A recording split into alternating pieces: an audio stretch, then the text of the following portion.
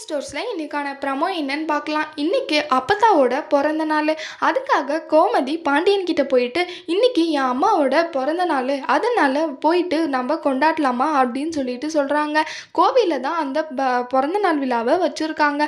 சரி நாமளும் போகலாமான்னு சொல்லிட்டு கேட்குறாங்க. பாண்டியனும் சரி வா போகலான்னு சொல்லிட்டு சொல்கிறாங்க. அதுக்கு அவங்களுக்காக ஏதாவது பண்ணணுமேன்னு சொல்லிட்டு நகை எடுத்துகிட்டு போகிறாங்க. கடைக்கு போயிட்டு அப்படியே கிஃப்ட் வாங்கிட்டு எடுத்துகிட்டு போகிறாங்க. அங்கே போன இடத்துல செந்திலும் முத்துவேலும் சேர்ந்து கோமதியும் பாண்டியனையும் ரொம்பவே அசிங்கப்படுத்துகிறாங்க. உங்களை எதுக்கு இங்கே யார் கூப்பிட்டா? இப்போ கூப்பிடாமலே ஒரு விருந்துக்கு யாராவது வருவாங்களா? சோறு சாப்பிட வந்திருக்கீங்களா? யாராவது கூப்பிடாத ஃபங்க்ஷனுக்கு வருவாங்களா? மானங்கெட்டு போயிட்டு நீங்கள் தான் இந்த மாதிரி எல்லாம் இருப்பீங்க அப்படின்னு சொல்லிட்டெல்லாம் ரொம்பவே அசிங்கப்படுத்துகிறாங்க. பாண்டியன் ரொம்பவே அசிங்கப்பட்டு எல்லாரும் முன்னாடியும் தலை குளிஞ்சு நின்றுட்டுருக்காங்க. ஆனால் சக்திவேல் ரொம்பவே பாண்டியனை அசிங்கப்படுத்தியிருப்பாங்க.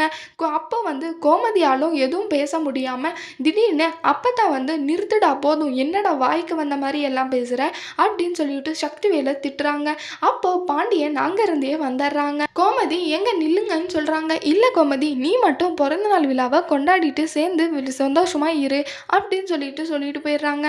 அப்போ கோமதிக்கு என்ன பண்றதுன்னே தெரியல. புருஷனை அசிங்கப்படுத்தின இடத்துல இருப்பாங்களா இல்ல போவாங்களான்னு சொல்லிட்டு வரப்போற ப்ரமோல பார்க்கலாம். இந்த வீடியோ பிடிச்சிருந்தா லைக் பண்ணுங்க. பாய்.